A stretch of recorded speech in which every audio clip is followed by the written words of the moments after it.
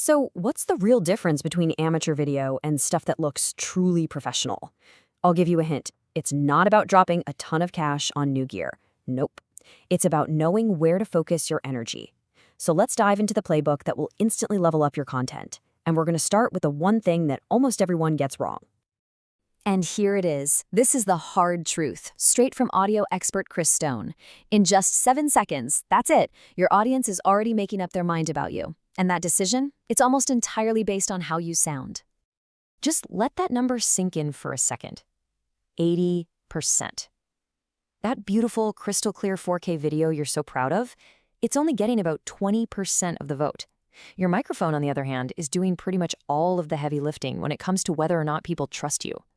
Right, so if audio is that important, what happens when it's bad? Well, it's not just a little annoying. It's a straight-up credibility killer, and it torpedoes your video faster than you can hit stop. You know, Chris Stone tells this incredible story about a consultant he saw pitching for a huge 5-figure contract. The guy was brilliant, the slides were amazing, but he was using his built-in laptop mic. He literally sounded like he was in a submarine. And guess what? That deal was dead in the water before he even got to his second slide. So this really brings the question home to you, doesn't it?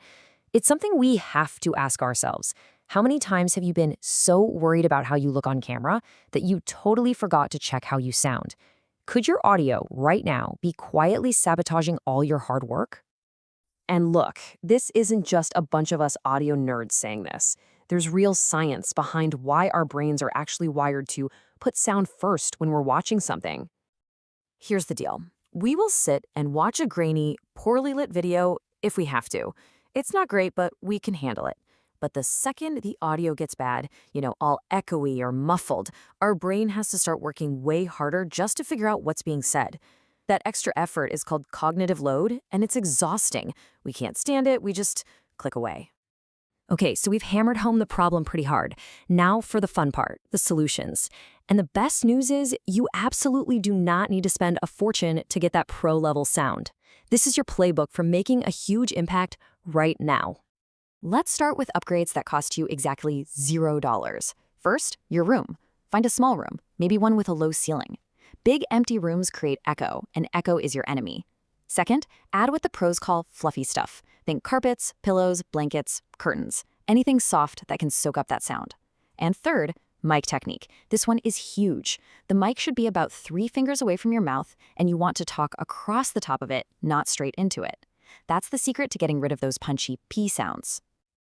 And this quote just says it all, doesn't it? Your technique and your environment are so much more important than how much money you spend. I'm telling you, master these free tips first, and you'll sound better than someone who just bought a super expensive mic they have no idea how to use. Now, when you are ready to spend a little money, here are a few solid choices. The Samson Q2U is an awesome starter mic. It's got a USB plug for your computer, but it also has that 3-pin XLR connection the pros use, so it can grow with you.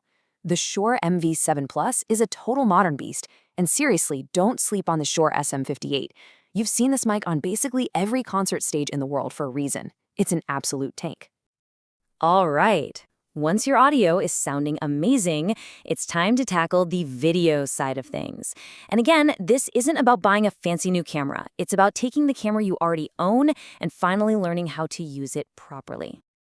Say hello to the exposure triangle. Think of these 3 settings, aperture, ISO, and shutter speed, as a team. They have to work together in a constant balancing act to control how bright or dark your video is. Getting a handle on these is your ticket to finally getting off of auto mode for good. So first up is aperture. Just think of it like the pupil of your camera's eye. Now, the weird thing to remember is that the number is kind of backwards. A small f-stop number, like f1.8, actually means the opening is wide open. This lets in a ton of light, and here's the magic part, it gives you that beautiful, professional-looking blurry background. Next up is ISO. This is basically a digital way to make your image brighter. If your shot is just a little too dark, you can crank up the ISO. But there's a catch. If you push it too high, your video starts to get this ugly, staticky look called digital grain. You always want to keep your ISO as low as you possibly can. And the last part of our triangle is shutter speed. The good news, for video, this one's actually super simple. It's called the 180-degree rule. All you do is look at your frame rate and then you double it. So if you're shooting at 30 frames per second, you set your shutter speed to 1/60th of a second. That's it. Set it and forget it. Okay, one last camera setting to get right is your white balance. This is all about making sure your colors look natural, especially your skin tone. You want to make sure your camera setting matches the kind of light you're using. If you get it wrong, you'll either end up looking like a Smurf or an Oompa Loompa, and nobody wants that.